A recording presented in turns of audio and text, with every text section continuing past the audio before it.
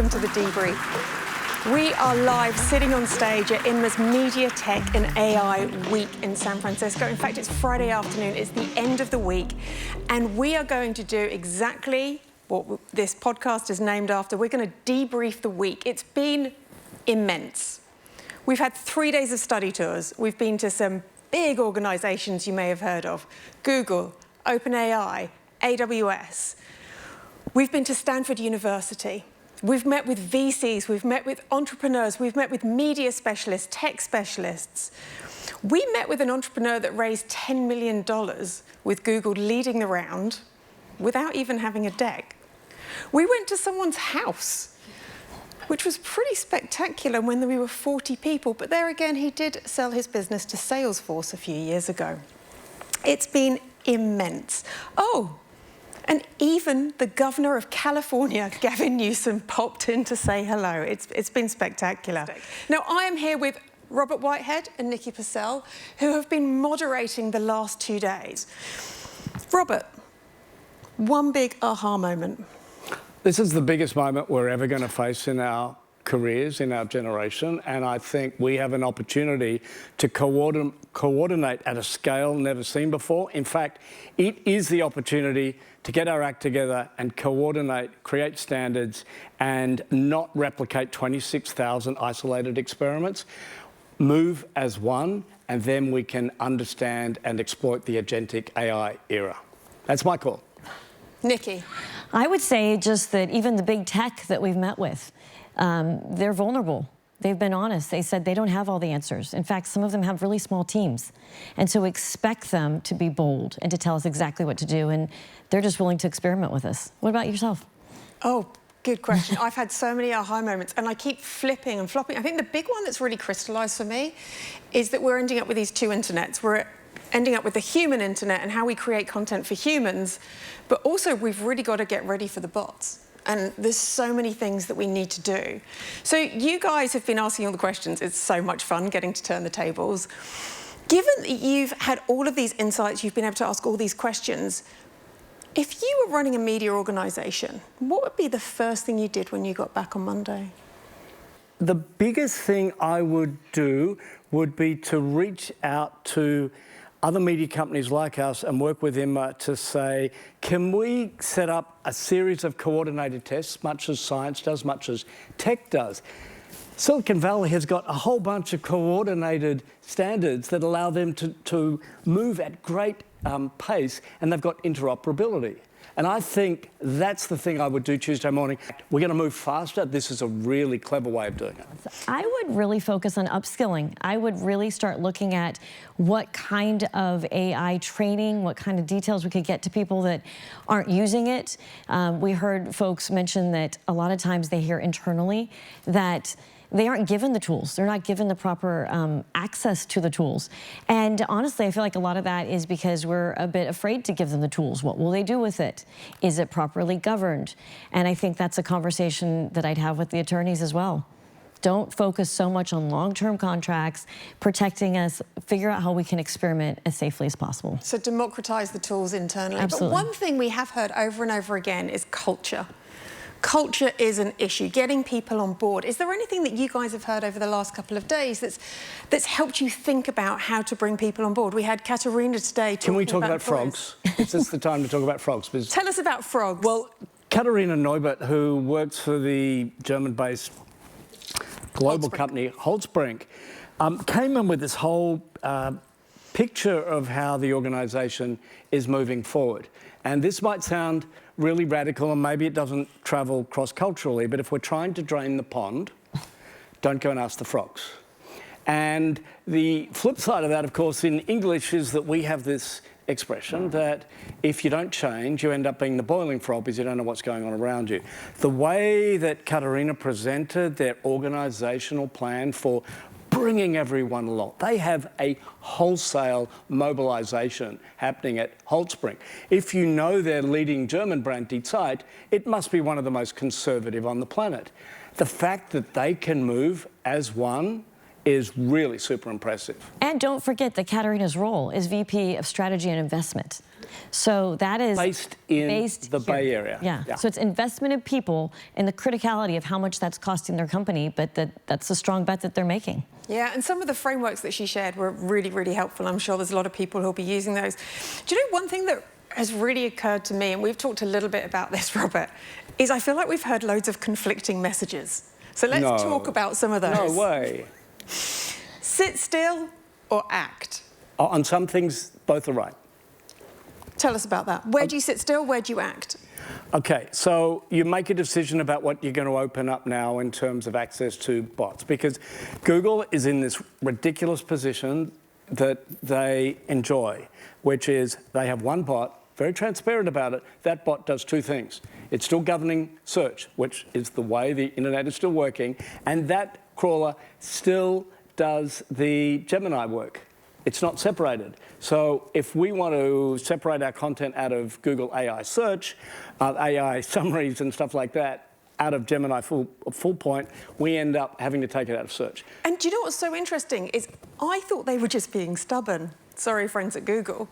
But actually, the way that Danny Sullivan explained that is that rather than doing one search, which is what we're used to, they break that down. They called it fanning out. So they did multiple searches based on what you were looking for, and that's what pulls it into AI overviews. That was a surprise to me. I learned something new. So the fanning out actually happens in the traditional Google framework of search. So they've got this overlay. We know we need to open up a little bit. We need to know that if we don't have any discoverability in the new era as we move from SEO to generative engine optimization, it's still largely going to be based on the foundations of Google. We're hearing that time and time again. A few companies are trying to break that with their own frameworks. We have to have some visibility. We've got to learn how to work with the bots. Your bot-based internet is something that we're going to have to play with, but we don't want to open every single item of content because that destroys our scarcity argument. How on earth can we then monetize with large language models and the other players in the space? Where do you sit on SEO and GEO? Because my mind's been changed since the beginning of the week. I was like, GEO, absolutely no chance. Really block those bots, stay out, or at least really understand what you're using content for. But slowly over the course of the week, I've realized we probably do need a bit of GEO for discoverability. Where are you on this scale? Yeah, and we've done a data dictionary at the beginning of this. You may even not, know that our entire audience knows what GEO is at this point, right? They've been so focused on SEO. I would say you've got to look into it. I think the hardest thing about it is that none of us really know what's going to be optimized for the generative engines, but when we think about it at its core, it's about human language. It's about answering questions. People are changing the way that they interface with hardware and certainly with software. And the biggest question that we get asked in my home is, what are we having for dinner tonight? When a teenager pulls out their phone and asks, where should we go for dinner tonight? That better be an answer that comes back with your restaurant, if you're a restaurant. And it's not as difficult as it may seem to optimize for natural language because we are humans after all. But I think that's where we get a little stuck in our head. We're so accustomed to knowing how to sort of gamify SEO and be told how the algorithm works and making sure that we're optimizing for an algorithm. This one has a lot of guesswork involved. But I don't think we can ignore it. It's absolutely critical that we start studying it. So we can't wait in that space. We have to make a call. We're opening up just enough to be able to learn and move forward.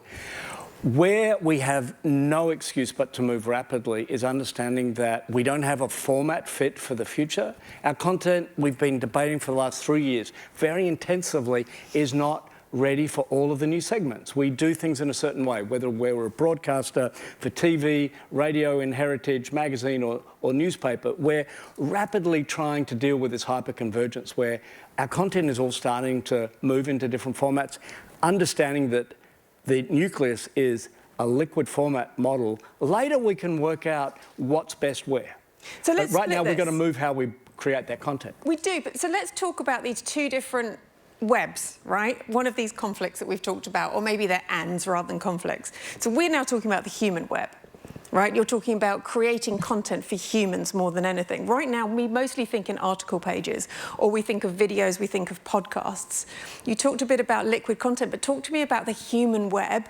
You've spoken to a bunch of people. We've had Nota, we've had Channel One, we've heard from Beyond Words about audio. So we're seeing all these different content formats.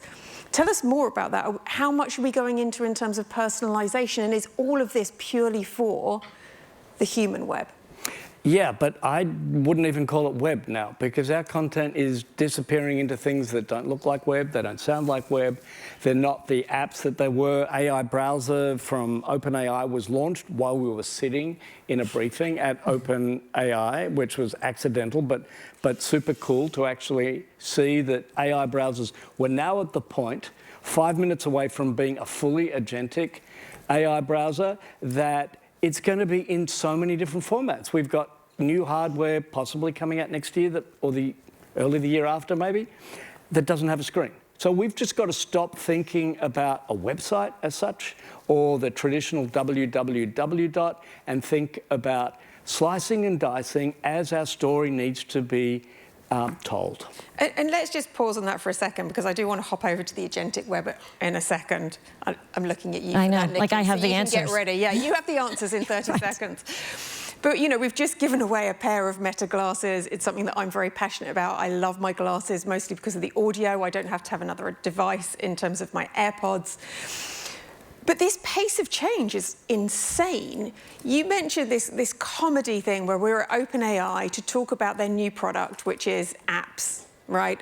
And how publishers might be able to go in that, and we're talking about news. And literally halfway through the presentation, one of the participants looks at his phone and he looks up at our speaker and says, "Did you just launch an AI browser?"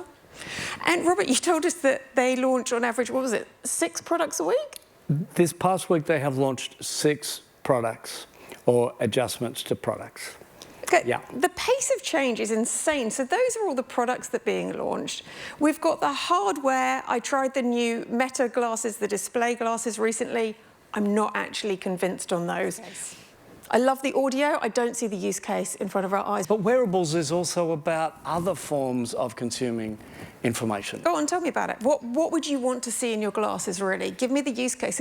I love the idea, I think it might have been your expression, proactive relevance. So if it knows I'm doing something and it knows the context and it can tell me something, a bit like I'm a human Waymo, self-driving cars in San Francisco that we have had so much fun with until they start being crazy on us. It's about the opportunity to say, do you know you've just done something or been past something, or I'm going to proactively inform you about something instead of me having to go and reach it. I think that's where. But I think it's going to be like any other technology. We have not yet wrapped our heads around what the use case will be. We will be introduced to it, we will think it's odd, and then we will suddenly go, how did I live without this? I mean, I'm thinking about it from the perspective of a morning routine, right? I have children, I still have to go into the school portal to find out whether or not they've done their homework. And generally speaking, sometimes there's a test we didn't know about. If I had a way to be able to quickly assess that and see that and not have to be told, because they're not going to produce the product that's going to talk to me, they're going to produce a product that needs to be read. And I've got a screen that I can check, bloop, bloop, bloop, bloop. Okay, we're good to go, we can leave the house. Okay, so ladies and gentlemen, you're wrong. Let me tell you why. Because we already have that. It's called an Apple Watch. So you just don't want it in your glasses? The Apple Watch already pings with notifications, and you can already format that, and it's a really nice, subtle way of doing it rather than right in your face. I beg to differ. The best single bit of AI hardware to come out in this great moment that we're living in is the software update or the new hardware for Apple AirPod 3. You put them on, except in the EU where they're not released because of data controls and disputes.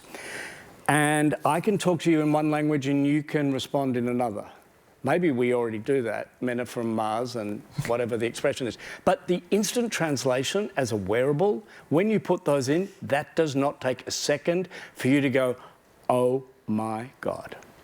But it doesn't have a screen. No, and we don't need screens for every single thing. we're going to take a break to tell you that this podcast is brought to you by Chartbeat. Now, you guys met John Saroff, the people in the room, the CEO of Chartbeat, who came in and shared what was happening on site. Many of you know Chartbeat as an analytics platform. They also have Tubular Labs, where they look at video and social listening off-platform at places like YouTube, Facebook, Instagram, and TikTok. You can find more at chartbeat.com and tubularlabs.com. Welcome back. We're now going to talk about the agentic web. We're ready. Nikki, what do we need to do? Because the agentic web is completely different, right? Even we think about content in terms of articles, in terms of photos, videos, but these are really kind of data points. And we've talked a little bit about, having an iceberg of content, but talk to us about how you're now thinking about data for the agentic web. Well, first and foremost, we heard from so many of our speakers that the data has to be in the proper format, that we can't be in a position where we're just letting it sort of stream around there, the sloppy part of our data. And I think that's the biggest challenge is that we want to be able to take all of the data we have, and we're just producing so much of it so fast, and just be able to use it, but we can't. So focusing on the data strategy, I think, is really key, and that's something that not everyone's thought about. In fact, when we had a conversation with, one of our speakers just this week, they talked about not just the data that comes from the stories and the articles and the news that we've produced, but all of the data and the metadata that goes with it that was left on the cutting room floor. Think about all of the interviews, all of the facts, all of the information that was actually produced that never even made it into that story, that's valuable somewhere, and figuring out what to do with that and how to structure it in such a way that they can actually extract value from that equation. Yeah, the proverbial reporter's notebook. That's right. How do we really keep that, and how do we get the data? I think it's something that's really important because there's really only a fraction of the data really available. When I spoke to a couple of publishers there about, they're like, it's fine. We've gone through the archive, we've tagged it, we've used AI to do that, we've got it. But actually moving forward, we need to capture so much more. Because it's not even just the archives. It's factual, interviews that we're doing now, stories that we're producing now that is not actually making its way to the article, that is fact-based, that is valuable. Totally. Now, one of the things that we've been joking about Waymos, but we've heard a couple of times, is that Waymos are a proxy for talking about AI. So the first time you take it, it's super exciting. Most of the people in the room have done this. I'm a big fan of Waymos. But it's also a bit nerve-wracking. You're seeing the steering wheel move. It's like, is it going to work? Is it not going to work? The second time you take it, you kind of pay a bit more attention to the environment, what's happening around. It's not quite as crazy. You settle in a bit more. You notice the start, the stop, the fact you can change music, those kind of things. And the third time you take it, you get really annoyed. Now, we've had some Waymo experiences, but let's think about this in terms of AI. What are the moments that you've seen that are either the wow moments or the, oh shit, this is a little bit scary moment? Well, specific to Waymo or just generally? Because I mean, the thing that, is fascinating. Nikki had a very scary Waymo I've survived, and I'm here to tell about it, but yes. But actually going back to Waymo, I think the thing that was sort of the light bulb moment, because I followed that sort of three-sequence approach, the frustration that came out the final time, was that it's more expensive, yet there was no human there driving us. It was slower, which was, there's a premium on getting somewhere fast and when you want to be. And this is despite their recent update, which made it a little bit more aggressive, which is what I experienced one day with a group of people. It's starting to take corners now a lot faster. But it was also more expensive. And so when you think about something like Waymo, which is a technology that has a big wow factor, and then you go out there and you try it and you go, well, wait a second, it's still getting me from A to B, but it's slower, it's more expensive. What are they thinking? Like, is this truly disruptive technology? Waymo is also emblematic of what we're about to go into. The way we've been describing it is we were in the search era. AI means we're moving into the answer era. And then the action era is where we use the agentic, autonomous, go out and find something, solve something. The action era is imminent. In fact, it's here right now. So in terms of very simple analogy, we used to search for an address. Then the answer was maybe these are the restaurants you want to consider tonight in San Francisco. Then the action era is I've booked you a car. And by the way, it's driverless. And those moments are here right now in a stack of cities in the United States. That is not unlike what we're now seeing launched with AI browsers from Perplexity and the Atlas browser from OpenAI. So we are now seeing things that can take our instructions, go out and sort stuff out. That stuff has an implication for how we do our content. But I really appreciated Will Allen's comment. Will is the VP of product at Cloudflare, and he said, no, don't optimize for anything other than your monetizable core audience. The rest will come. The bots will find you. Your content, in whatever form, has to be solely directed on improving the experience for those users. And that's the reset. We can't go and do anything else unless we get our content hyper-focused around the stuff that's super unique in this era where differentiation is everything. The brand experience is everything. We're back to doubling down on those things, and we saw that chart where there's more AI content out there now, partly because journalistic content pre-2010 has been removed from many websites for a whole bunch of reasons. We've got more AI content than we have professional journalism and other human content. We do right now, and that's something else that's also changed for me over the last week or so, is we've been very firm on our stance as block the bots, right? Really understand at least what you're letting through and why. But I think James Cham from Bloomberg Beta, the VC, really put it well, and it's been referenced a few times, whether we're in the prisoner's dilemma or whether we should go down collective. And I feel like I was in that prisoner's dilemma, right? It's like, well, we have to be there. We have to have our content there in some way. We have to figure this out. It doesn't matter whether we've got a licensing deal yet or not. But actually, we've been talking a bit more about collective action. Something else that Will said, which is not related to his business, is in an emergency, stop, take a look at your bearings. Doing nothing is never an option. He took us to an emergency hospital ward in the metaphor saying, get on with it. Just get on with it. Work out what is going to make a difference now. And there is enough known of the next 12 months, 18 months. We don't need to have a 5-year horizon anymore. But what are we getting on with? Blocking the bots. We're getting on with making sure we measure it. Yeah. Some of the bots, but really understanding what we're doing and why we're doing it. We are getting on with data and making sure we understand that. We atomize it. We're tagging it. We're getting on with personalization, with liquid content, reformatting. Not all personalization. I think we landed on an interesting spot on personalization. There are things that should be personalized, and there are times of days and different user segments that should not be personalized. So personalization might have been over-egged in the last little while. Maybe we thought it was an answer to everything because we can personalize everything now. No, we'd be undermining the shared experience, which is also about media. Yeah, and that really came home to me with Monday night's dinner with Jonathan Knight, who is the head of New York Times Games. And he really talked about one of the reasons for their success is that they have a shared experience. Every single person in the world who plays Wordle is playing the same Wordle game each day. You're solving the same crossword. And I do think we're seeing this now with the internet. You've got this hyper-personalization, but actually, one of the advantages that we've got is community. It's audience. It is that shared experience and that view, and that really came home for me over the last few days. Now, let's just talk about content licensing. So we've done what we should move on. Content licensing, I mean, crikey, it feels like everyone's launching a content marketplace at the moment. Is that me, or is everyone launching one? But there were some promising nuggets in there of what might happen. Like RSL was teed up a bit during the week. What's RSL? What do they do? Really simple licensing by the guys who started RSS, robots.txt. They've got an impressive media career. And I've met with them before, but what did you guys think? Like, they're trying to form a non-profit. They've got some powerful people behind them. They're going down the music model, where there's a non-profit and they then distribute the licensing fees.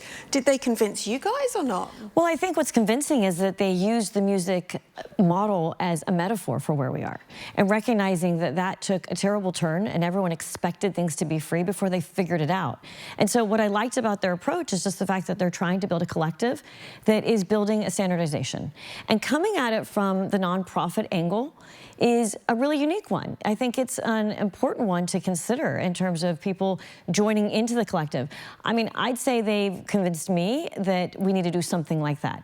And we had other presenters here this week who have actually said, nope, that's exactly what the horse I'm betting on. That's what I'm going to use. So And you even have Microsoft, who were talking about their AI content marketplace, but this is the Copilot marketplace. So the guys, Nicole stood up after the really simple licensing guys and said, yeah, he stopped short of count endorsing. me in, but this completely makes sense, and this is what we're trying to do with our partner approach. INMA launched last month, the International Board signed off on some new protocols, which are the basic principles to underscore that journalism needs to be funded, we need a fair marketplace, we need fair compensation. And every single thing that RSL presented on their game plan, which is in market 5 weeks and getting enormous traction, checked all those boxes that the INMA board just released as a really powerful set of basic principles. That got me. And did you catch what you just said there, which was introduced just 5 weeks ago?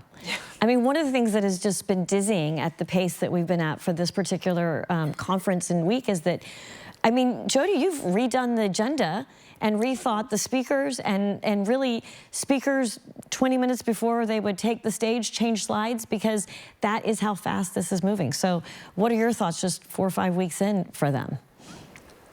I was really impressed with them. As you know, I changed the agenda so many times. I'm like, Yeah, right, got it nailed. As moderators, we did notice that. Yeah. I like to keep you guys on your toes.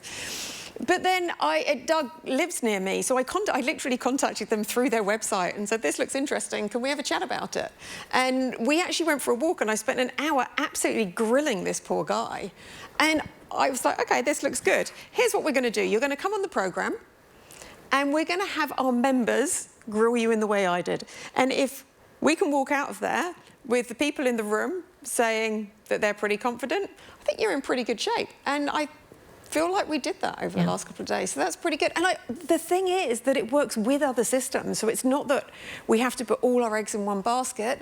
There are other possibilities out there as well. I think the one thing that I would say about it, or my one concern, going back to the point that you started with on sort of collective, is it's not going to be perfect, right? The reason It may not need to be, and we've only just realised that.